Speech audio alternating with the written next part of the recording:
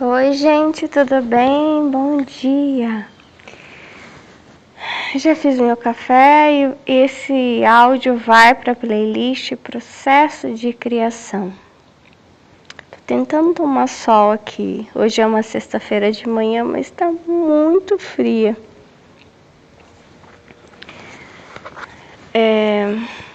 E aí peguei uma agenda de 2010 que eu ganhei. Para escolher um dos livros que eu estou desenvolvendo nessa agenda. Voltei a escrever no papel. Para mim é bem importante a volta de escrever no papel. Eu não me apresentei, eu sou Melissa e sou neurodivergente, eu sou autista superdotado. E tem umas teorias aí. Eu tenho uma observação sobre a minha própria neurodivergência, que é de onde eu posso tirar verdades, né, das situações que eu vivo, que eu vivi, que eu passo, enfim, da minha própria autocompreensão. Ai, peraí. Me perdi um pouco. Enfim, sim, voltar a escrever no papel. Porque tudo começou no papel, né, pra mim. E eu acho importante a volta das coisas que te fazem bem. E a volta de escrever no papel me gera, sabe o quê? A minha privacidade. O resgate da minha privacidade. E o que é contraditório, porque eu estou aqui também perdendo a minha privacidade ao compartilhar essas coisas com vocês, e também o canal muitas vezes me gera medo por essa perda da privacidade. Aliás, o fato de publicar os livros também me gera também a sensação de perda de privacidade. Ser escritora também uma perda de privacidade. Comentar sobre livros, dizer para vocês os meus questionamentos com Deus, tudo também. E eu sempre estou, eu acho que nessa sensação de medo, que eu acho que provém bastante do autismo, né? Essa insegurança. E às vezes eu gosto muito do isolamento. Eu preciso dele para eu poder produzir, né? E eu preciso dele também para respirar, para eu conversar com Deus. Enfim, nossa, é como um ar que eu respiro, né? E aí escrever no papel me gera essa sensação de eu preciso me sentir segura, sabe? E eu não sei se é o autismo, mas eu tenho essa sensação de insegurança. Eu tive uma experiência de quase morte e lá eu não me senti insegura. Lá eu me senti tão segura, sabe? Eu acho que eu sinto bastante saudade de lá. Então, voltar a escrever no papel é como buscar a sensação de segurança, a sensação de estar fechada, sei lá, fechada da minha privacidade, isso.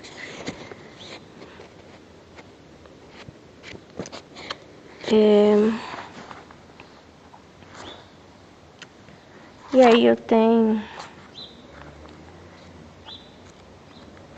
não sei se você tem esses caos também. Tô escrevendo um aqui.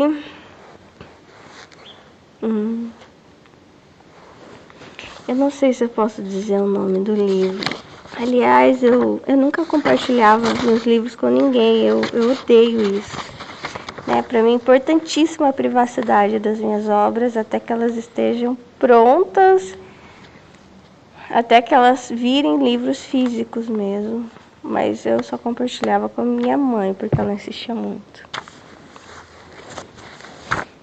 O meu pai, ele sempre respeitou, então ele não ficava... A minha mãe não... Ela não respeitava muito essa questão, sabe, da minha privacidade. Enfim, mas às vezes eu contava pra ela e ela gostava bastante das histórias. Esse que eu tô escrevendo,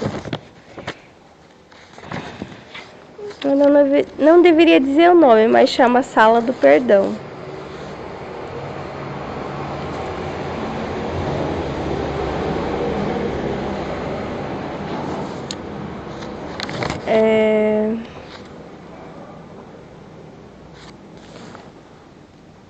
Deixa eu ver se eu posso ler um pouquinho. Eu vou ler só um pedacinho do início. Sala do Perdão. Fui chamada às pressas. Ligaram-me no meio da noite. Imagina que saí da cama despenteada, sem escovar os dentes e com a cara amassada, porque dormi em cima de um tecido preguiado. Adormeci prometendo fazer a janta e tomar um banho. Enquanto às 18 horas os meus olhos fechavam-se pesados sem minha ordem, eu elevava acima do meu corpo uma promessa: tomarei o banho pulado com afinco logo que acordar. À meia-noite o meu celular tocou. Acorde, dorminhoca. Oi? Que intimidade era essa? E aí eu não posso ler mais, mas aí ela é chamada para a Sala do Perdão. E acontece que eu comecei essa história pensando numa coisa, só que como eu aprendi um recurso muito importante, que é o descontrole. Eu deixo a história ir acontecendo. Eu sinto sei lá, como se, não sei se é visão, e vou escrevendo, e vou deixando. E ela vai perdendo o controle mesmo, a história. E aí é que vai ficando legal. Agora, eu não sei se eu vou escrever essa história.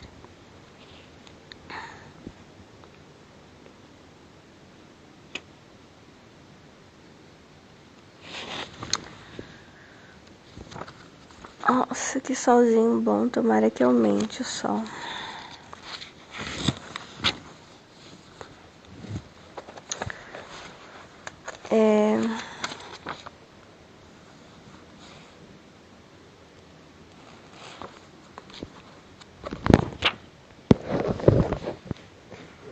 Eu estava sofrendo muito com essa questão de novas ideias surgindo, sabe? Como se vai abrindo um leque e com a obrigação de terminar as histórias mais antigas. E aí eu resolvi parar de ficar me culpando, entendeu? E deixar que se as histórias novas quiserem vir, que venham também, sabe? Enfim, a superdotação não dá para ter controle sobre ela. Então eu preciso, assim como eu preciso soltar para que a história aconteça, eu preciso também não sentir culpa se novas histórias vierem.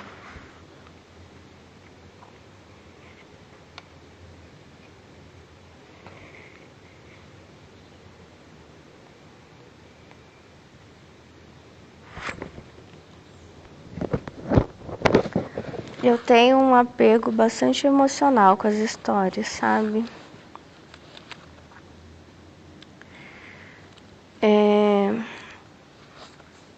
Eu acho que... Eu não sei se as pessoas que escrevem, elas escrevem pela forma, digo, por alguma premiação ou para escreverem bonito. Eu não, eu tenho uma intenção quando estou escrevendo a história, né? Eu quero mostrar alguma coisa na qual eu acredito, que as pessoas de alguma forma geraram alguma transformação no mundo. Né? Como eu falei para vocês, que o Beethoven disse, chega de música de entretenimento. Então, assim, eu crio uma história, tudo um enredo para falar alguma coisa que eu não quero falar na lata, entendeu? E que às vezes eu falo na lata quando eu faço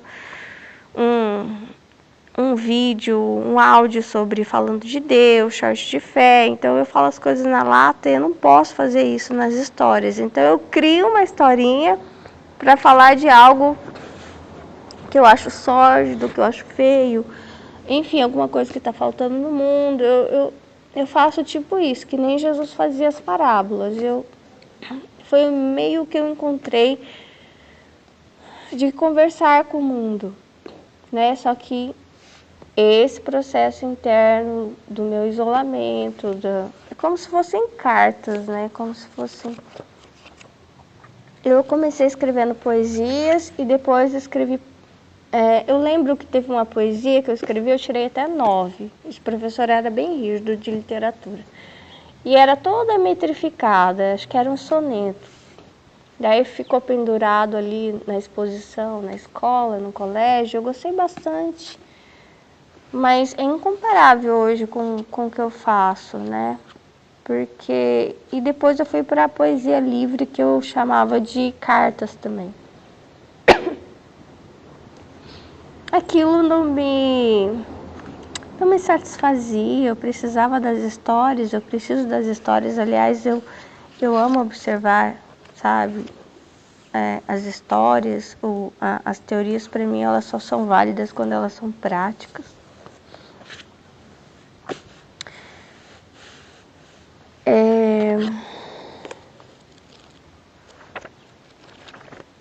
É mais que eu posso falar do processo de criação.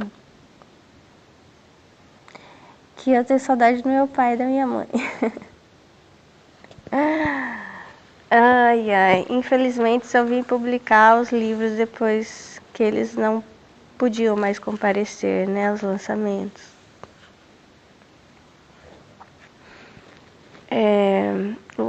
Eu começar a escrever uma história, a narrativa, foi porque meu pai me pediu, porque eu não me achava capaz.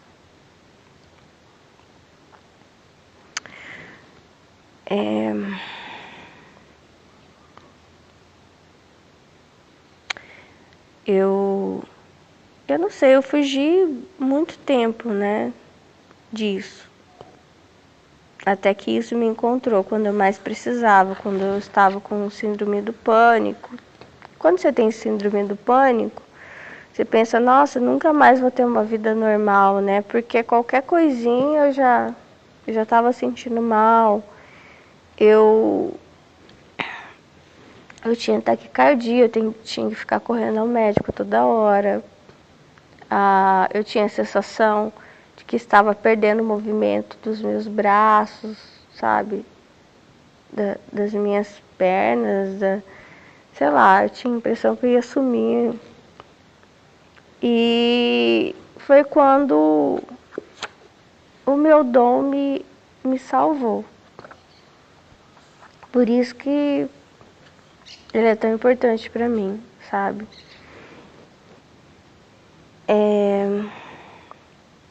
E eu entendi que eu recebi esse poder e eu precisava usar dele. Né? Que eu não podia virar as costas. E na época eu estava trabalhando em fábricas no Japão. E aí eu tive que sair, ficar um pouco em casa. E aí eu entendi que eu ganhava bem, né?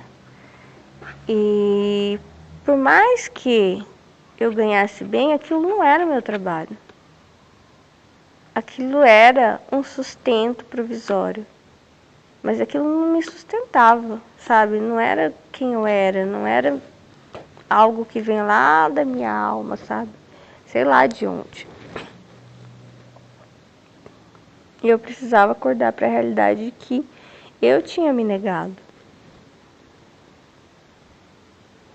Isso tudo ouvindo um discurso de um Ah, eu esqueci o nome dele. Acho que é Fábio Gaspareto. Esqueci o nome dele. Gaspareto. Ele era psicólogo, né? E aí eu voltei a escrever. Nossa, e parece que isso me causava uma alegria descomunal, sabe?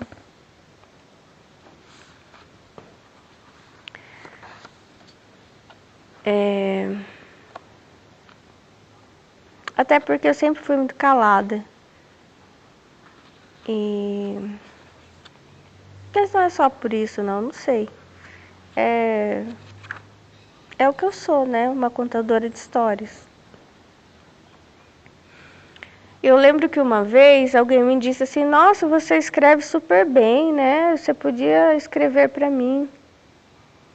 E daí eu acho que eu ia ganhar bem com aquilo, sabe? Acho não. Eu ia. Só que a questão é que eu não escrevo qualquer coisa, sabe? Como eu disse, eu tenho um apego sentimental. Eu tenho um propósito na escrita. E se me pagarem para escrever uma coisa que é oposta ao que eu acredito, eu não vou escrever. Eu sou bem drástica. Então, não é pelo dinheiro. Eu prefiro passar fome a fazer uma coisa na qual eu não acredito. Então, se eu preciso acreditar nas coisas, as coisas precisam ter nexo para mim.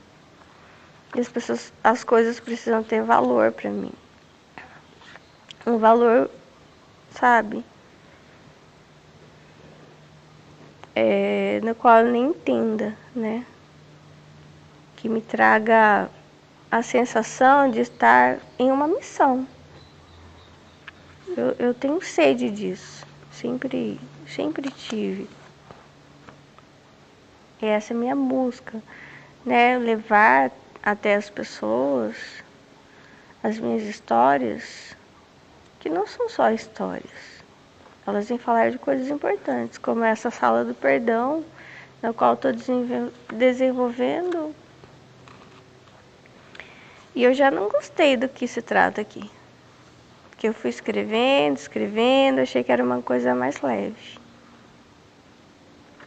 E eu não sei. E aí vai surgindo, entendeu? E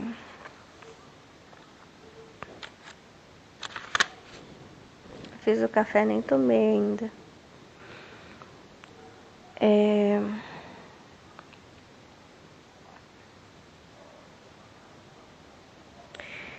Eu tô pensando agora, qual que é a diferença de escrever lá no Japão, porque eu escrevia no sábado e domingo, né?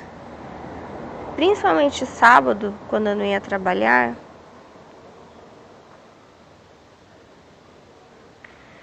Às vezes eu não trabalhava no sábado porque eu não queria mesmo, porque eu queria escrever. Eu dizia não. Porque às vezes tinha oferta de hora extra. Lá é assim, a japonesa vai passando com um caderninho, quem quer fazer zangyo, que é hora extra. E na minha linha às vezes tinha, aí eu dava lugar para outra pessoa. Por quê? Já de novo por isso, porque eu não visava o dinheiro. Eu queria ficar em casa para poder produzir minhas coisas, passar tempo com a minha mãe. Então eu não visava. E aí a japonesa, ela falava assim, você tá trabalhando em outro lugar, né? Tipo assim, eu sei, você tá ganhando dinheiro em outro lugar. Não, não tá.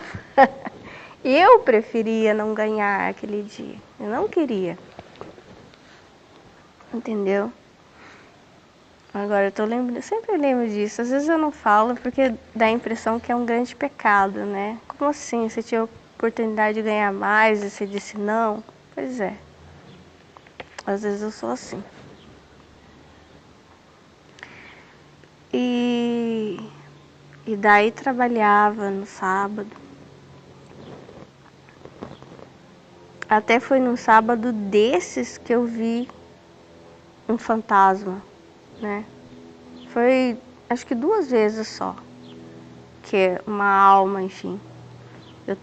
Era tarde, era claro, não tava com sono, nada, tava escrevendo. E aí eu vi no reflexo da janela, dentro da minha casa, que a gente chama de apato, né, apartamento, uma japonesa de camiseta branca, andando no sentido da cozinha, e não tinha porta. E ela até tinha uma janela, mas permanecia sempre fechada e não fez barulho, e também acho que ela não ia pular daquela janelinha ali, não. Não lembro se tinha janela na cozinha, enfim. Mas enfim, não tinha como ela ter saído. Daí eu já levantei e fui olhar, e não tinha ninguém. E da outra vez que eu vi foi aqui em casa, faz muito tempo. Eu acho que pouco tempo depois que eu cheguei do Japão, eu vi ela tinha a mesma roupa da japonesa, olha que estranho, camiseta branca, igualzinha, a mesma camiseta branca. Só que era uma moça branca, do cabelo cacheado, eu até achei bem parecida comigo. Bonita ela, jovem, devia ter uns 20 anos, assim. Só que ela não era descendente japonês, né? Mas me lembrei por causa do cabelo cacheado, né? E camiseta branca. Tava andando ali perto do tanque, eu vi da cozinha ela passando. Era bem bonita, a japonesa também. E eu pensei, uau, olha. E eu não sei, a sensação que eu tive que quando eles estão de camiseta branca, eles são bons. E aí a diferença de escrever lá e escrever aqui, que quando eu escrevia lá, eu trabalhava em fábricas, eu e meus pais, a gente tinha várias ideias de como seria quando a gente voltasse. Então a gente tinha muitos sonhos, muitas coisas, sabe? E eu tinha na minha mente, no meu coração, que